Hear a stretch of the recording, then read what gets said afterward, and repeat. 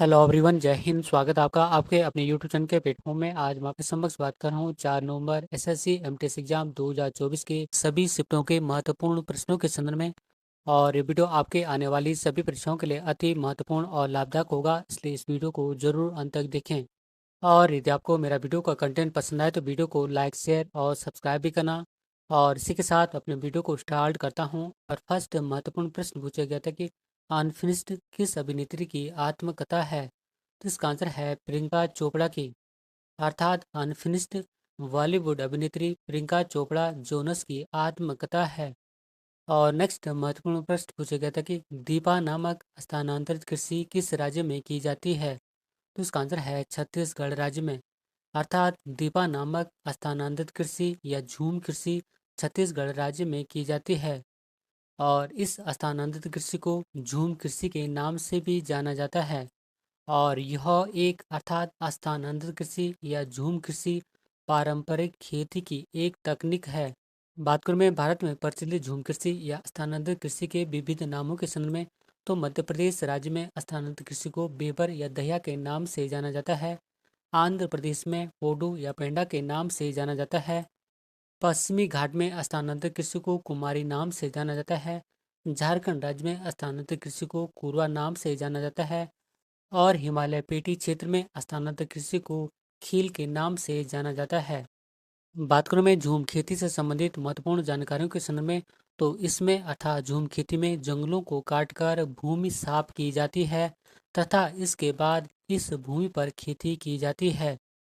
और कुछ दिनों के बाद भूमि की उर्वरता खत्म हो जाने पर यह भूमि त्याग दी जाती है और अलग जगहों पर पुनः कृषि की जाती है।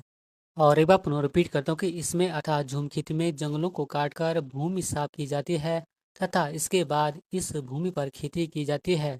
और कुछ दिनों के बाद भूमि की उर्वरता खत्म हो जाने पर यह भूमि त्याग दी जाती है और अलग जगहों पर पुनः कृषि की जाती है। और ये सभी पॉइंट आने वाली परीक्षाओं की दृष्टि से अति महत्वपूर्ण हैं।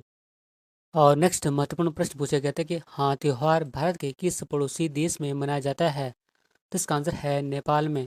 अर्थात हाँ त्योहार भारत के पड़ोसी देश नेपाल में मनाया जाता है। और इसके अतिरिक्त नेपाल में तिहार और दशहरी त्योहार भी मनाए जाते हैं। और ये पॉइंट भी एसएससी एग्जाम में कई बार पूछे जा चुके हैं। बात करूं मैं नेपाल से संबंधित महत्वपूर्ण जानकारियों के संदर्भ में, तो नेपाल की राजधानी काठमांडू में स्थित है। इसकी मुद्रा का नाम रुपया है। और नेपाल की संसद का नाम राष्ट्रीय पंचायत है। और ये पॉइंट कई बार जम्मू में पूछे जाते हैं। और नेक्स्ट क्वेश्चन पूछा गया था कि जानकी प्रसाद कथक के किस घराने से संबंधित हैं। तो इसका आंसर है बनारस घराने से। अर्थात जानकी प्रसाद बनारस घराने से संबंधित हैं। और जानकी प्रसाद और सुखदेव महाराज दोनों को बनारस घराने का संस्थापक माना जाता है। और नेक्स्ट क्वेश्चन पूछा गया था कि पहाड़ों में बर्फ की अस्थायी रूप से जमी हुई नदियां होती हैं, जिन्हें किस रूप में जाना जाता है। तो इसका आंसर है ग्लेशियर। अर्थात कुछ पहाड़ों में बर्फ की अस्थायी रूप से जमी हुई नदियां होती हैं, जिन्हें कि ग्लेशियर या हिमनद के रूप में जाना जाता है।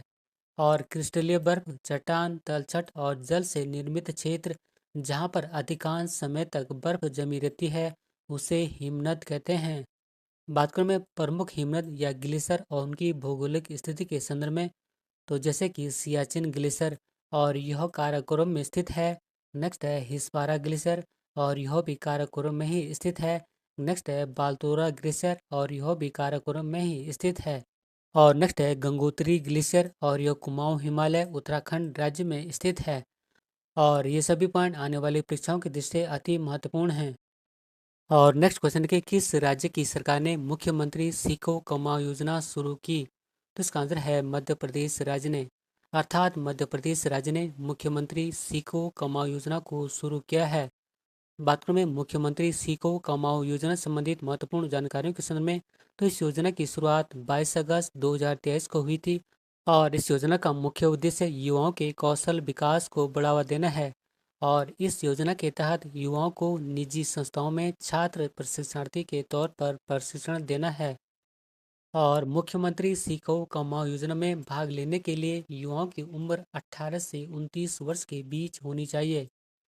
और इस योजना के तहत अर्थात मुख्यमंत्री सीखो कमाओ योजना के तहत युवाओं को प्रशिक्षण के दौरान 8,000 से 10,000 रुपये का वजीफा या स्टाइपेंड मिलता है। और नेक्स्ट क्वेश्चन है कि मुगल प्रशासन में दीवान आला या वजीर किसका प्रमुख होता था? तो इसका आंसर है राजस्व प्रशासन का। बात करें में दीवान आला या वजीर से संबंधित महत्वपूर्ण जानकारियों के संदर्भ में, तो मुगल प्रशासन में दीवान आला या वजीर राजस्व और वित्त मंत्री को कहा जाता था। और दीवान आला या वजीर राजस्व प्रशासन के लिए जिम्मेदार और साम्राज्य के वित्तीय मामलों का प्रभारी था। और वह अर्थात दीवान आला या वजीर मुख्य राजस्व अधिकारी था। और नेक्स्ट क्वेश्चन है कि सितारा देवी किस शास्त्रीय नृत्य से संबंधित हैं? तो इसका आंसर है कथक नृत्य से। बात करूं मैं सितारा देवी से संबंधित महत्वपूर्ण जानकारियों के संदर्भ में, तो सितारा देवी को कथक क्वीन के नाम से भी जाना जाता है। और भारत के साहित्य के नोबेल पुरस्कार विजेता रविंद्रनाथ टैगोर ने जब वे 16 साल की थी तब उनके प्रदर्शन को देखकर उन्हें नृत्य साम्राज्ञी कहा था। बात करूं मैं सितारा देवी को प्राप्त पुरस्कारों के संदर्भ में, तो इन्हें पद्मश्री 1973 में मिला था, संगीत नाटक अकादमी पुरस्कार 1969 में मिला था और कालिदास सम्मान 1995 में मिला था। और नेक्स्ट महत्वपूर्ण प्रश्न पूछा गया था कि बिना गढ़वाला एकमात्र हड़प्पा स्थल कौन सा है? तो इसका आंसर है चुनुदोड़ो। बात करूं मैं चुनुदोड़ो से संबंधित महत्वपूर्ण जानकारियों के संदर्भ में, तो चुनुदोड़ो बिना गढ़वाला एकमात्र हड़प्पा शहर या हड़प्पा स्थल था।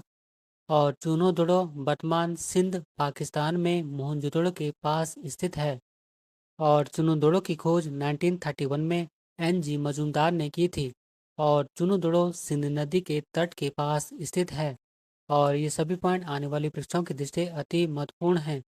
बात करूं मैं चुनुदोड़ो से प्राप्त महत्वपूर्ण सामग्रियों के संदर्भ में, जैसे कि चुनुदोड़ो से मोतियों का कारखाना मिला है, अलंकृत हाथी मिला है, सौंदर्य प्रसाधनों में प्रयुक्त लिपस्टिक के साक्ष्य मिले हैं, मनके बनाने का कारखाना मिला है, ईंटों से बनी हुई भटियां मिली हैं, मानव बलि के साक्ष्य मिले हैं, खिलौना मिला है। और नेक्स्ट है कुत्ते के बिल्ली का पीछा करते हुए पद चिन्ह आदि महत्वपूर्ण साक्ष्य मिले हैं। और ये सभी पॉइंट आने वाली परीक्षाओं की दृष्टि अति महत्वपूर्ण हैं। और नेक्स्ट है कुचिपुड़ी नृत्य शैली के किस गुरु को वर्ष 1998 में पद्म भूषण प्राप्त हुआ? इसका आंसर है गुरु वेम्पति चन्ना सत्यम को। और कुचिपुड़ी नृत्य आंध्र प्रदेश राज्य का शास्त्रीय नृत्य है। और नेक्स्ट महत्वपूर्ण प्रश्न कि माइक्रो फाइनेंस का मुख्य कार्य क्या होता है? तो इसका आंसर है कम आय वाले लोगों को वित्तीय सेवाएं मुहैया कराना होता है। अर्थात माइक्रो फाइनेंस का मुख्य कार्य कम आय वाले लोगों को वित्तीय सेवाएं मुहैया कराना होता है। और नेक्स्ट महत्वपूर्ण प्रश्न कि भारतीय महिला संघ की स्थापना कब हुई थी? तो इसका आंसर है 8 मई 1917 को। अर्थात भारतीय महिला संघ की स्थापना 8 मई 1917 को हुई थी। और भारतीय महिला संघ की स्थापना Annie Besant, Margaret Cousins, Dorothy Jinarajadasa के द्वारा मद्रास के अड्यार में 8 मई 1917 को की गई थी। और स्त्री धर्म भारतीय महिला संघ द्वारा प्रकाशित पत्रिका थी। और नेक्स्ट महत्वपूर्ण प्रश्न पूछा गया था कि भारत के मूल संविधान में कितने अनुच्छेद थे? इसका आंसर है 395 अनुच्छेद। अर्थात भारत के मूल संविधान में 395 अनुच्छेद या 395 आर्टिकल थे। और मूल रूप से भारत के संविधान में 395 अनुच्छेद, 8 अनुसूची और 22 भाग थे। और भारतीय संविधान को संविधान सभा के द्वारा 26 नवंबर 1949 को पारित किया गया था, जबकि भारतीय संविधान को 26 जनवरी 1950 को लागू किया गया था। और नेक्स्ट क्वेश्चन पूछा गया था कि ब्रिटिश सरकार ने ईस्ट इंडिया कंपनी से क्षेत्रीय नियंत्रण किस अधिनियम से लिया था? तो इसका आंसर है भारत सरकार अधिनियम 1858 के द्वारा।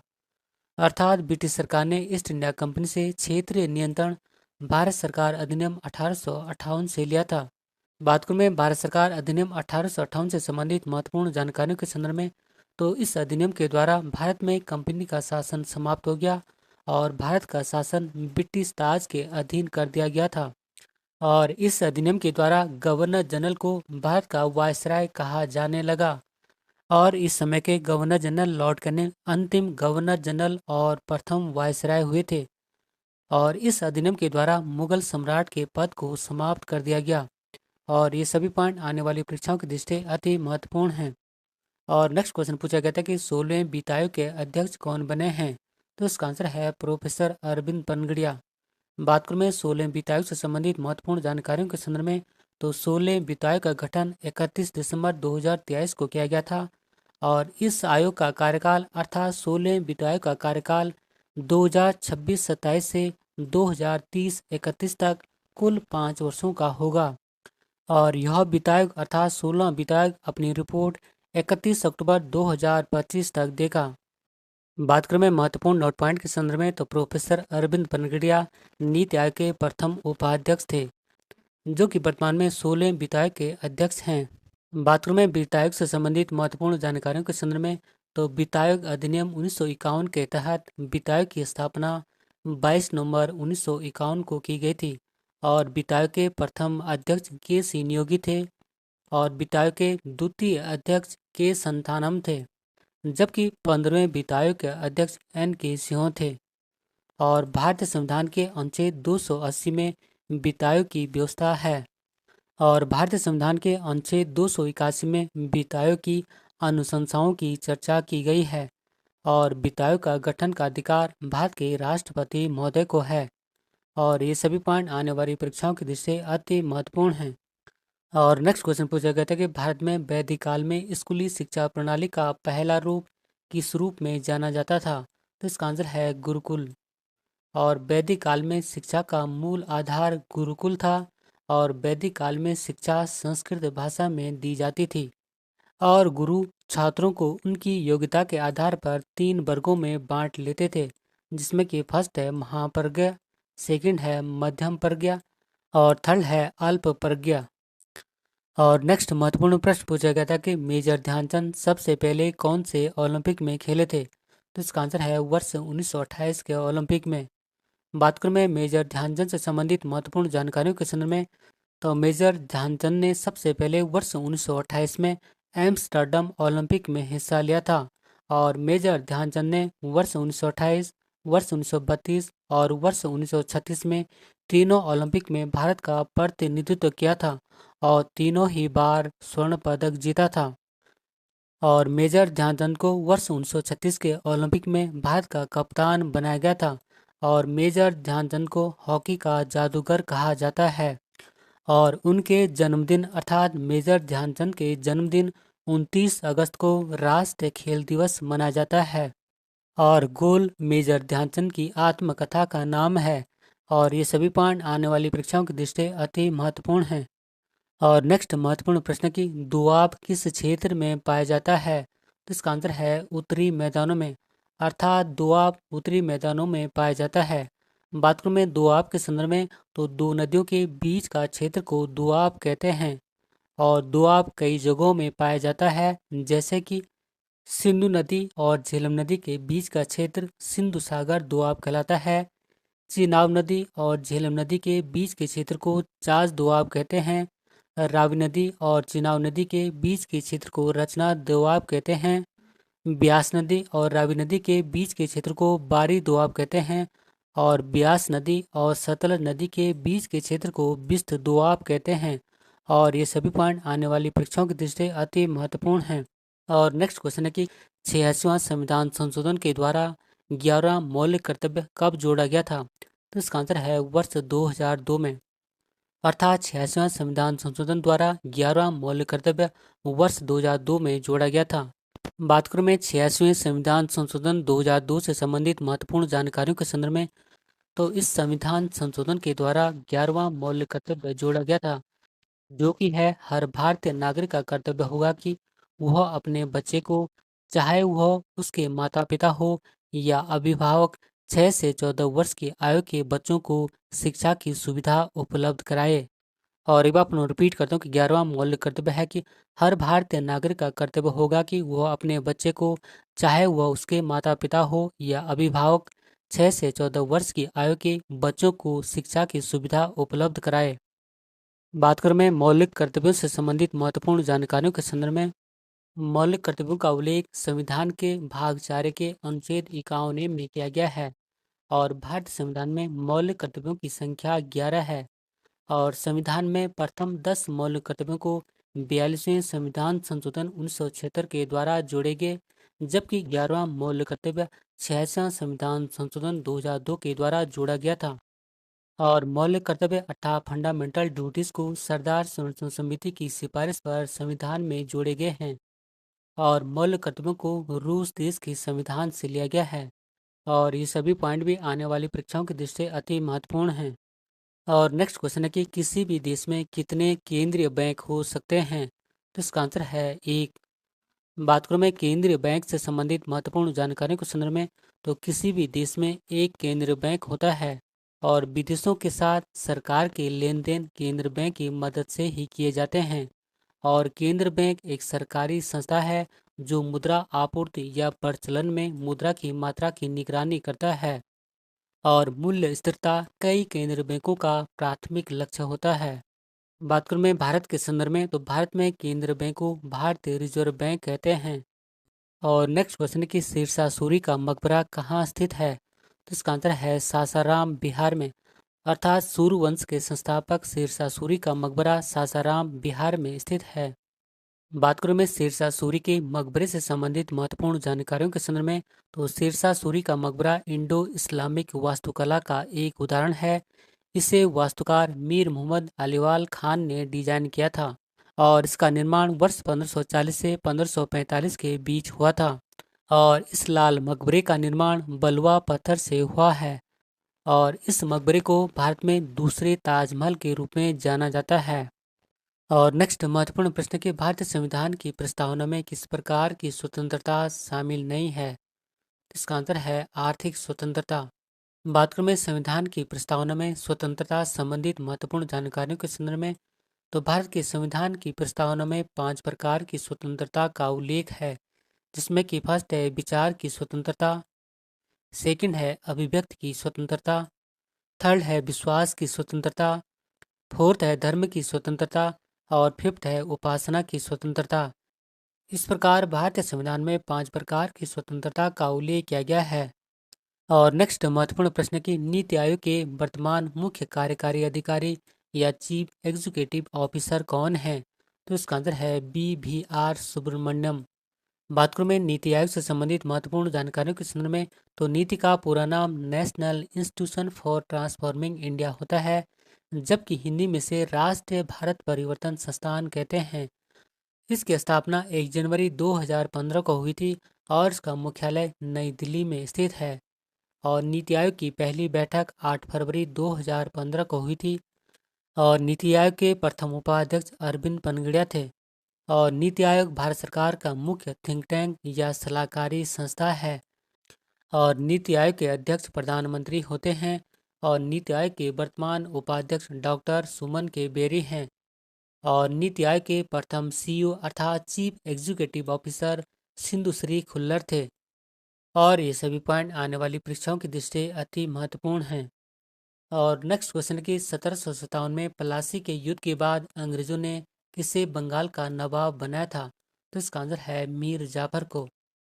और प्लासी का युद्ध 23 जून 1757 को भागीरथी नदी के तट पर पश्चिम बंगाल के प्लासी नामक स्थान पर हुआ था। और यह युद्ध अर्थात प्लासी का युद्ध ब्रिटिश ईस्ट इंडिया कंपनी और बंगाल के नवाब सिराजुद्दौला के मध्य हुआ था। और रॉबर्ट क्लाइव के नेतृत्व में ब्रिटिश ईस्ट इंडिया कंपनी की सेना ने नवाब सिराजुद्दौला को हराया था। और ये पॉइंट भी आने वाली परीक्षाओं की दृष्टि से अति महत्वपूर्ण है। और नेक्स्ट क्वेश्चन है कि वर्ष 2023 पुरुष क्रिकेट एशिया कप फाइनल विजेता टीम कौन थी? तो इसका आंसर है भारतीय क्रिकेट टीम। और भारतीय क्रिकेट टीम ने फाइनल में श्रीलंका को 10 विकेट से हराकर 16वां ACC पुरुष क्रिकेट एशिया कप 2023 जीता था।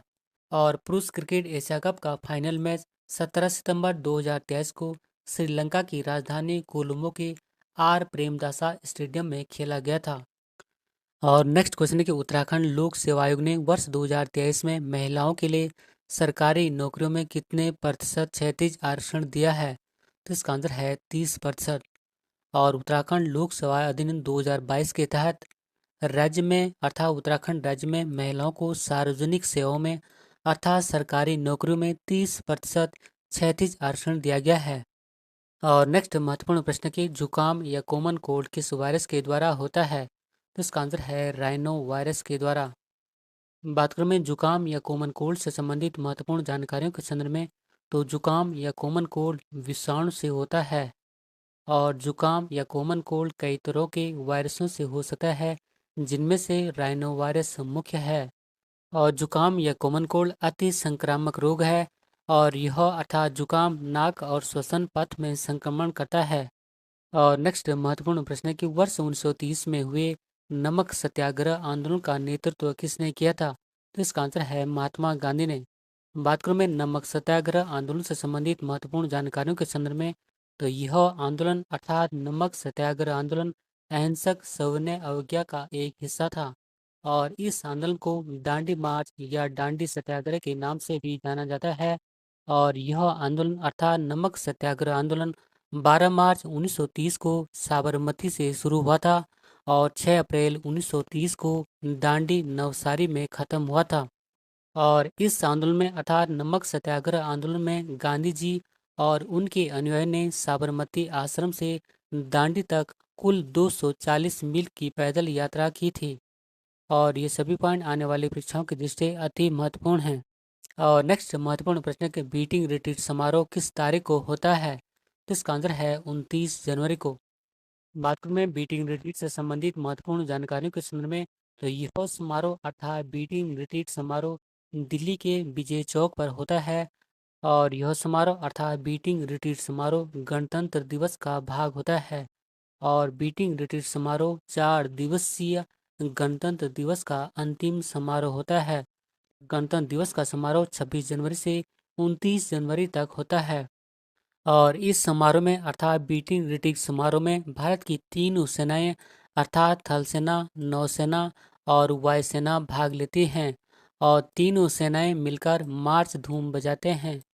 और इस समारोह की शुरुआत वर्ष 1952 में भारतीय सेना के मेजर रॉबर्ट्स ने की थी। और ये सभी पॉइंट भी आने वाली परीक्षाओं की दृष्टि से अति महत्वपूर्ण हैं। और नेक्स्ट महत्वपूर्ण प्रश्न के कैगा परमाणु ऊर्जा संयंत्र किस राज्य में स्थित है? इसका आंसर है कर्नाटक राज्य में। बात करूं मैं भारत के परमाणु ऊर्जा संयंत्र के संदर्भ में, तो भारत का पहला परमाणु ऊर्जा संयंत्र तारापुर परमाणु ऊर्जा संयंत्र है और इसकी स्थापना अर्थात तारापुर परमाणु ऊर्जा संयंत्र की स्थापना वर्ष 1969 में अमेरिका के सहयोग से महाराष्ट्र के ठाणे जिले में स्थापित किया गया था। और जबकि तमिलनाडु के कल्पाकम में स्थित मद्रास परमाणु ऊर्जा स्टेशन भारत का पहला पूरी तरह से स्वदेशी परमाणु ऊर्जा स्टेशन है और इसकी स्थापना वर्ष 1983 में हुई थी। और नेक्स्ट क्वेश्चन है कि वर्ष 1951 की जनगणना के अनुसार भारत में महिला साक्षरता कितने प्रतिशत थी? तो इसका आंसर है 18.33%। अर्थात वर्ष 1951 की जनगणना के अनुसार भारत की महिला साक्षरता 18.33% थी। और नेक्स्ट क्वेश्चन है कि the private life of in Indian Prince पुस्तक के लेखक कौन हैं? तो इसका आंसर है मुल्क राज आनंद। और मुल्क राज आनंद भारत में अंग्रेजी साहित्य के क्षेत्र के प्रख्यात लेखक थे। और नेक्स्ट महत्वपूर्ण प्रश्न है कि नंदा देवी बायोस्फीयर रिजर्व किस राज्य में स्थित है? तो इसका आंसर है उत्तराखंड राज्य में। अर्थात नंदा देवी बायोस्फीयर रिजर्व उत्तराखंड राज्य में स्थित है। बात करूं मैं नंदा देवी राष्ट्रीय उद्यान से संबंधित महत्वपूर्ण जानकारियों के संदर्भ में, तो नंदा देवी राष्ट्रीय उद्यान उत्तराखंड राज्य के चमोली जिले में स्थित है और इस राष्ट्रीय उद्यान का क्षेत्रफल 624 वर्ग किलोमीटर है। और इस राष्ट्रीय उद्यान की स्थापना वर्ष 1982 में हुई थी। और इस नंदा देवी राष्ट्रीय उद्यान को वर्ष 1988 में यूनेस्को की विश्व धरोहर सूची में शामिल किया गया था। बात करूं मैं उत्तराखंड राज्य के अन्य राष्ट्रीय उद्यानों के संदर्भ में, तो जैसे कि फर्स्ट है कार्बेट राष्ट्रीय उद्यान और इसकी स्थापना वर्ष 1936 में हुई थी और यह भारत का पहला राष्ट्रीय उद्यान है। और नेक्स्ट है गोविंद राष्ट्रीय उद्यान और इसकी स्थापना वर्ष 1980 में हुई थी। नेक्स्ट है गंगोत्री राष्ट्रीय उद्यान और इसकी स्थापना वर्ष 1989 में हुई थी। और नेक्स्ट है राजाजी राष्ट्रीय उद्यान और इसकी स्थापना वर्ष 1983 में हुई थी। और नेक्स्ट है फूलों की घाटी राष्ट्रीय उद्यान और इसकी स्थापना वर्ष 1982 में हुई थी। और ये सभी पॉइंट भी आने वाली परीक्षाओं की दृष्टि से अति महत्वपूर्ण हैं। और इसी पॉइंट के साथ मैं अपनी वीडियो को समाप्त करता हूँ। यदि आपको मेरा वीडियो का कंटेंट पसंद आए तो वीडियो को लाइक, शेयर और सब्सक्राइब भी जरूर करें। मिलते हैं जल्दी नेक्स्ट वीडियो में, तब तक के लिए धन्यवाद। जय हिंद।